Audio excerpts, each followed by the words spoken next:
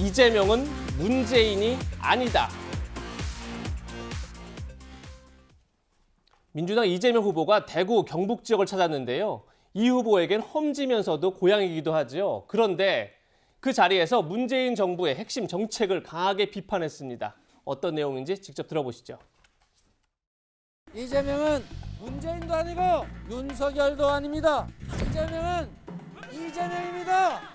이재명이 만들 세상은 지금까지와는 다를 겁니다. 지난올 3, 4호기는 문재인 정부에서는 이제 공론화 과정을 거쳐서 결국은 3, 4호기는 짓지 않는 걸로 지금 중단돼 있긴 합니다. 그런데 이 문제에 대해서 우리 국민들의 이제 의견도 많이 다르고 또 정책이라고 하는 게 한번 정했다고 상황이 변하고 또 국민들의 이 나라 주권자들의 의사가 변했는데도 그냥 밀어붙이는 것은 벽상호라고 할 수 있겠죠.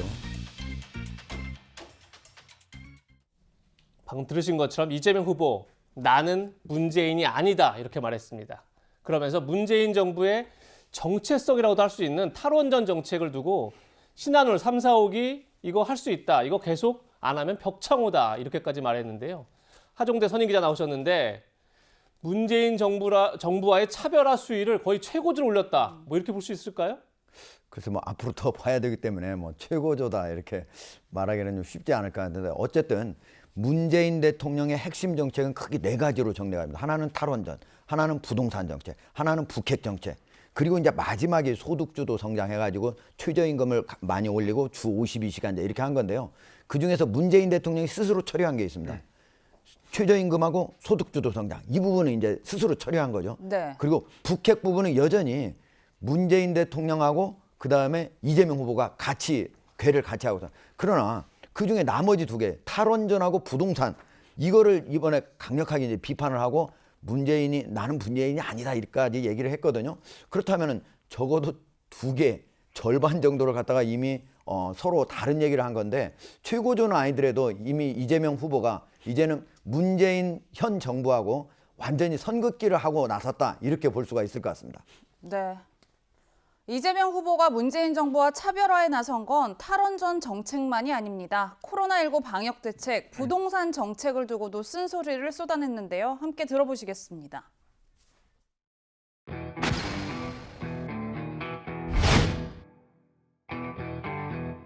코로나19 때문에 국가 지출이 얼마나 늘었느냐. 정말 쥐꼬리입니다, 쥐꼬리. 정부가 자기 책임을 다하지 않은 거죠. 다른 나라들은 돈이 나와서 이렇게 한 게 아닙니다. 나라가 뭐 마스크 하나 사줬습니까? 뭐 소독약을 한 개 줬습니까? 무슨 체온계를 하나 줬어요. 다른 나라 같으면요, 그거 마스크 안 사주고 마스크 쓰라 안 쓰면 폭동 납니다, 폭동. 현장과 동떨어진 행정이 어떤 결과를 줬는지 체감이 되는 것 같습니다. 무능과 무지는 그건 죄악입니다, 죄악. 현실을 몰라서 그런 거니까 라고 말하는 것 자체는 내가 죽을 죄를 지었다 이 얘기와 같은 거죠. 서울에 집값 올라가서 난리가 났는데 공급이 부족하면 공급을 늘렸어야 되는데 이 수요를 자꾸 억제하다 보니까 동티가 난 거예요. 네, 이 의원님 저희 네. 같이 들어보셨는데 굉장히 강하게 비판하고 네. 있잖아요. 이 후보의 이런 차별화가 과연 득이 될까요, 실이 될까요? 그러니까 용어가 갑자기 이게 세집니다. 무능, 무지, 벽창호, 제약, 동티 뭐 이런 이제 단어들 굉장히 자극적인 단어들을 쓰는데요. 얼마 전에 청와대에서 했던 문재인 대통령과 이 후보와의 만남 때 보면 제가 같이 찍은 사진을 갑으로 모시겠습니다. 라고까지 이야기를 했지 않습니까? 근데 이 현장을 다녀보니 이 상황이 녹록지 않은 거예요. 이제 그동안 문재인 대통령 지지율이 높으니까 이 문제를 건드리지 않았는데 도저히 이 벽을 넘지 않고서는 이 어쩌면 자기의 지지도가 박스권에서 갇혀있는 상황을 돌파할 수 없다라고 판단을 한 거죠. 자, 그래서 지금 차별을 하는 건데 이 차별화도 잘해야 됩니다. 근데 차별을 잘못하다 보면 굉장히 이게 지지층 위안이 될 수가 있어요. 대표적인 경우가 노무현 대통령 말기에 정동영 후보가 차별을 한다고 그랬다가 완전히 망한 케이스가 있습니다. 그러니까 보면 완전히 지지층들한테 이 신뢰를 잃어버려서 결국은 어쩌면 정권 연장에 실패했죠. 대표적으로 이제 김대중 대통령 시절에 노무현 대통령 때는 성공한 케이스입니다. 그건 뭐냐면 김대중 대통령이 본인이 탈당을 해줬거든요. 그러면서 길을 터져버렸어요. 어떤 비판이든지 뭐든지 터져버렸는데 문제는 지금 문재인 대통령이 탈당이나 이런 방식을 통해서 할 가능성이 현재로서는 없어 보입니다. 네. 그러면 이렇게 되면 지지층들의 굉장한 분열이 있을 수가 있습니다. 그리고 또 청와대에서도 이 문제에 대해서 그렇게 깨끗하게 어떤 속내가 드러나지 않는 상황이 될 수가 있거든요. 저는 그래서 지금 이 후보의 저는 차별화가 너무 속도가 빠르다. 그다음에 너무 자극적이다. 그다음에 이게 문재인 대통령이 길을 열어주지 않는다. 이런 한계 때문에 저는 큰 성공을 거두기 어렵지 않을까 그런 생각이 듭니다. 네, 방금 이현정 의원도 청와대 속내가 궁금하다 이런 얘기를 했는데 문재인 대통령의 복심으로 통하는 윤건영 의원은 이렇게 말했습니다. 문재인 정부가 온전히 100점짜리 정부라고 저는 생각하지는 않습니다. 잘한 건 잘한 대로 못한 건 못한 대로 평가받고 성찰해야 된다고 생각을 하고요. 정부 여당은 정부 여당의 길이 있고요. 청와대는 청와대의 길이 있는 것 같습니다. 각자의 길을 가면 된다고 생각합니다. 문재인 정부도 잘못한 건 성찰해야 한다. 여당은 여당의 길이 있고 청와대는 청와대의 길이 있다. 장유미 변호사님, 이 말 들어서는 청와대도 어느 정도 양해와 공감 속에서 이재명 후보가 차별하고 있다 이렇게 볼 수도 있을 것 같은데요. 네, 어떻게 저는 보십니까? 예. 양해할 수밖에 없고 뭐 이걸 구체적으로 내가 이런 전략을 펴겠다라고 해서 뭐 승인하고 이런 건 아니겠지만 청와대로서도 문재인 대통령으로서도 어쩔 수 없는 부분이 분명히 있을 것 같습니다. 지금 윤건영 의원이 이야기한 것처럼 이 정부, 문재인 정부는 부동산 정책에 있어서 실정했고 실책했다는 부분에 대해서는 이론의 여지가 없습니다. 그런 부분까지 껴안고 엄호할 수는 없는 것이고 차기 주자로서는 당연한 행보를 하고 있는 부분이 있고 또 하나 만약에 문재인 정부에 대해서 유권자들이 더 정권을 연장하는 데 마음을 줬다면 경선 과정에서 문재인 정부의 초대 총리를 했던 이낙연 후보, 당시 후보를 선택했을 겁니다. 그 어떤 경선의 과정 중에서도 이미 유권자들은 그렇다면 민주당의 주류가 아니고 상당히 문재인 정부와는 좀 결이 다른 이재명 후보를 선택한 부분이 있는데 다만 지금 정권 교체 여론이 상당히 높다는 점, 물론 그렇지만 문재인 대통령의 지지율이 역대 대통령들과 견주어 봤을 때 상당히 또 고공행진이라는 평가가 있는 이런 상황에서 이재명 후보는 한 측에서는 또 현 정부의 어떤 부족한 점을 지적하면서도 한편에서는 또 전통적인 지지층의 마음을 잡기 위해서 이른바 줄타기 전략이 앞으로는 당분간은 계속될 것 같습니다. 네. 이런 가운데 유시민 전 노무현 재단 이사장이 지난해 4월 정치평론 은퇴를 선언한 지 1년 7개월여 만에 재계를 공식화했습니다. 라디오에 출연해 이재명 후보를 이렇게 평가했는데요. 함께 들어보시겠습니다. 지금 훌륭한 대한민국이 과거에 훌륭하지 않았다고 하는 것이 지금 대한민국의 흠이냐고요. 상처죠. 이재명 후보의 전과 4개 있다고 막 그러는데 이게 다 상처예요. 음주운전은 어떤 경우에서 잘못된 거니까 그거는 사과를 여러 번 했고요. 그거는 흠결이 될 수 없다 이렇게 봐요. 맥락을 이렇게 보면 뿔이 엄청 났고 감정 조절을 못해서 그렇게 돌려서 미러링을 했구나. 그건 이해할 수 있는데 그래서 이제는 안 그런 것 같죠. 그럼 됐지 뭐. 그거는 뭐 잘한 일이잖아요. 다 100% 민영에 비하면. 네, 잘한 일이다 이렇게 지지를 하고 있는데 우선 하 기자, 예. 이 후보는 유 전 이사장 가세의 천군만마를 얻은 기분이다 이렇게 뭐 좋게 논평을 했는데 이 후보에게 유 전 이사장의 가세가 득이 될까요, 실이 될까요? 글쎄 이제 저 한마디만 가지고 바로 판단하기는 어렵지만요. 유시민 이사장 같은 경우에 가장 장점이 뭐냐면 자기의 생각을 아주 논리적으로 설파하는 사람이에요. 그렇기 때문에 설득력이 있는 거거든요. 근데 어느 때 그러면 설득력이 있냐? 진실이 다 담겨 있을 때. 만약에 진실이 담기지 않고 가식을 또는 가짜를 가지고 강요하려고 생각을 강요하려고 하잖아요. 그럼 설득력이 갑자기 없어지는 거예요. 그래서 그동안에 유시민 이사장 같은 경우는 어느 진영에 몸담았을 때는 설득력이 쉽지 않았고 그리고 오히려 시민단체라든가 정치를 하더라도 좀 주류하고 동떨어져 있을 때는 항상 국민들의 어떤 속마음을 해소해 준다든가 이런 좀 그 모습을 보였었는데 이번 같은 경우에 지금 이제 두 가지를 얘기했잖아. 하나는 형수하고 욕설을 그 미러링한 거다. 갑자기 화가 나서. 저도 들어봤는데 그렇게 오랜 시간 동안 형수는 정상적인 언어를 하는데 자기는 욕을 하는 걸 그렇게 말할 수 있을까요? 그리고 또 하나는 대장동 비리 그거를 가지고 지금 전체 어떻게 해서 그렇게 많은 돈이 3억 5천만 원 투자한 사람이 4천억 이상을 돈을 가져가도록 설계했는가? 왜 그런 많은 비리가 있었는가? 이게 전체 최종 책임자가 누군가? 이게 이제 가장 핵심인데 이거를 가지고 오히려 만약에 민영으로 했다면 그걸 다 막 모든 이익을 다 가져갔을 텐데 그걸 절반이라도 가져온 게 잘한 것이다 이렇게 말하는 것이 과연 국민들 대다수를 설득 할 수 있을 것인지 그런 부분에서는 제가 보기에는 오히려 현재로서는 실이 되지 않을까. 적어도 앞으로 만약에 유시민 이사장을 제대로 쓰려면은 잘못된 거 내부에서 만약에 이재명 그런 캠프에서 잘못된 거 이런 것들을 지적해 가지고 오히려 국민들의 지지를 많이 올릴 수 있도록 하는 데 쓴다면은 저는 큰 도움이 될 거라고 생각합니다. 네. 네, 유전 이사장의 발언을 두고 찬반 평가는 여러 가지 있을 것 같습니다. 다음 이재명 후보는 또 최근 하나 논란이 있었는데 차별금지법 제정 시위를 벌인 성소수자들 향해서 다 했죠? 이렇게 말해서 논란이 한번 됐었죠. 어제 이 논란에 대해서 해명했습니다. 뭐라고 해명했는지 같이 들어보시죠.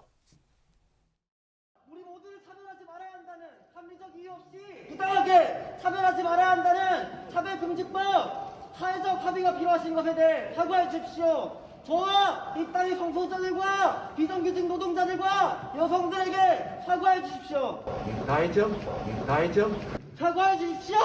생중계되는 강연 시간은 다 돼가고 계속 좀 얘기가 길어져서 다 말씀하셨죠? 이렇게 물어봤는데 그게 되게 쌀쌀 맞았던 거 봐요. 차갑게 느껴졌던 것 같습니다. 네, 이재명 후보의 다 했죠 발언을 두고 정의당은 잔인한 미소다 이렇게까지 비판했는데 이현정 의원님 네. 어제 해명 어떻게 보셨습니까? 이게 좀 해명이 말이 안 되는 게 이게 지도자라는 되면요 중요한 거는 공감 능력입니다. 그러니까 즉 어떤 면에서 보면 슬플 때 같이 울어주고 또 기쁠 때 같이 웃어주고 분노할 때 같이 분노해주고 바로 그게 굉장히 중요한 거거든요. 사실 일반 대중들이 저런 이야기를 많이 하는데 저게 당장 이루어지려고 하진 않거든요. 저분들의 절규가 어쩌면 공감하는 게 굉장히 중요합니다. 자, 저렇게 공감하면 듣고 열심히 하겠습니다. 그 도와주십시오. 이렇게 이야기를 하면 될 것인데 다 했죠? 라고 돌아서는 거잖아요. 지난번에 또 그 조카 이제 변론 나왔을 때도 그때 이제 유족들이 그 문제 제기를 하니까 저는 변호사라서 변호를 했고요. 라고 그냥 넘어가 버립니다. 또 조폭 문제가 국감에서 나왔을 때 계속 웃습니다. 그러니까 이게 어떤 면에서 보면 국민들 입장에서 보면 그 부분에 대해서 예를 들어서 아니면 굉장히 분노해서 그런 질문을 하느냐라고 이해했을 텐데 웃어버려요. 그리고 또 저 장면에서는 저분들의 이야기를 저분들이 그냥 뭐 시간이 남아서 저렇게 하겠습니까? 정말 절규에 가까운 소리들을 하는 거거든요. 그렇다면 그분들의 이야기를 듣고 제가 이 문제에 대해서 신중히 검토를 하겠습니다라든지 이렇게 이야기를 하면 되는데 딱 잘라서 다 됐고요. 이 얘기 해버리면 이게 이제 받는 사람 입장에서 굉장히 쌀쌀맞게 느껴지는 거거든요. 근데 그런 어떤 어법이 이재명 후보 한두 번이 아닙니다. 그동안 여러 차례 지적이 됐는데 본인도 아마 그걸 느끼실 것 같아요. 저는 그래서 이게 아무리 대선에 바쁜 상황이지만 사람의 말을 들어주고 그 같이 공감할 수 있는 능력. 저는 그것도 굉장히 중요한 지도자의 자질 같습니다. 네, 장유미 변호사님, 네. 조카 변론 관련해서는 이재명 후보가 직접 사과하기도 했긴 했는데 지금 이현주 의원은 너무 공감력이 없는 거 아니냐? 거기서 어떻게 생각하십니까? 저는 동의합니다. 왜냐하면 사실 이재명 후보에게 유권자들이 바라는 것은 이재명 후보의 삶 자체가 사회 경제적인 소수자였고 약자였고 심지어 유시민 이사장 같은 경우에는 생존자라고 표현할 정도로 어떤 약자에 공감할 수 있는 삶의 토대를 갖고 있는 사람입니다. 그리고 서울대에서 이 강연 어떤 질의응답이 끝나고 이 성소수자는 아마 후보가 나오기까지 기다리고 있었을 겁니다. 네. 그리고 사과를 요구했을 때 진짜 사과를 할 거라고 기대하지 않았겠죠. 아마 본인이 이야기하는 것에 그냥 단 몇 분이라도 이야기를 들어주기를 바랐을 겁니다. 그런데 딱 잘라서 다 했냐라고 되묻는 것은 대선 주자의 태도로서는 상당히 부족한 부분임에는 부인할 수 없는 것 같고 아마 이 부분은 본인이 또 즉각적으로 사과를 했기 때문에 네. 많이 좀 개선되고 나아질 거라고 기대하고 있습니다. 네. 이재명 후보 발언과 관련해 또 하나 논란이 된 게 있습니다. 바로 자신이 독실한 기독교 신자라고 말한 건데요. 어떤 내용인지 직접 영상으로 확인해 보겠습니다. 저희 어머니도 권사님이셨고 작년에 돌아가시긴 했지만 또 제 아내도 아주 어릴 적부터 교회 반주를 했던 독실한 성도여서 저도 이제 분당 우리 교회에서 열심히 우리 주님 모시고 있습니다. 주님의 은혜로 또 주님의 인도로 이 자리까지 왔습니다. 앞으로도 사랑이 넘치는 은혜가 넘치는 세상을 만들기 위해서 최선을 다하겠습니다. 지금 대선을 앞두고 또 집요하게 이 가짜 거짓을 가지고 공격할 일들이 지금도 막 있습니다. 벌써 이재명 지사가 분당 우리 교회 장로다 이런 걸 가지고 공격을 해요. 이분이요 우리 교회를 떠나신 지가 교회 출석을 안 하신 지가 10년 가까이 됩니다. 네, 정리를 해보면 하 기자, 해당 교회에서 일단 이 후보가 교회에 안 나온 지 10년 가까이 돼서 재적 처리가 됐다 이렇게 밝히니까 이 후보 측이 2005년 교회에 등록해 성실히 신앙생활을 했지만 이제 성남시장이 당선된 이후에는 주말 예배에 비정기적으로 출석했다. 뭐 이런 취지로 해명을 한 건데 일단 이 논란은 어떻게 보셨어요? 사실 저도 이제 비신자긴 하지만 하도 교회에서 많이 오라 해서 여러 번 갔거든요. 또 4년간 교회를 다닌 적도 있고. 그런데 저렇게 이제 유명 정치인이 교회에 오잖아요. 담임 목사는 당연히 알아요. 그리고 뭐 거기 있는 신도들이 모를 수가 없어요. 근데 이제 저 교회 같은 경우는 다른 교회하고 좀 다른 점이 신자들 빼오기를 많이 하잖아요. 보통 교회들이. 그러나 이 교회는 한 번 처음 등록하면은 절대로 그 다음에 안 나오잖아요. 다른 교회에서 신자를 오라고 하네요. 처음에 기독교를 믿는 사람만 신자로 받는데요. 그러니까 뭐 제가 아까 말씀드릴 때 뭐 다른 교회들이 막 신자를 빼오게 서로 제 얘기는 여기 교회 다녔다 저기 교회 다녔다 왔다 갔다도 하지만 이 교회의 특징은 처음으로 신앙생활을 하는 사람을 중심으로 신자를 받는다는. 그러니까 한번 쭉 등록했는데 계속 안 나왔다 그러면은 당연히 등록해서 제적이 되는 거죠. 모르겠어요. 그 다음에도 이재명 후보가 뭐 한두 번 아니면 뭐 여러 번 이렇게 신자들 몰래 이렇게 왔다 갔다 했는지는 모르겠지만 다른 사람들이 대부분 알게 되고 그리고 담임 목사가 알게 되는 그런 정도로 자주 나오지는 않은 것은 분명한 사실 같습니다. 예, 뭐 조금 전에 하 기자도 말씀하셨지만 뭐 교회들이 신자 빼온다 이건 사실은 뭐 적절한 표현은 아닌 것 같습니다.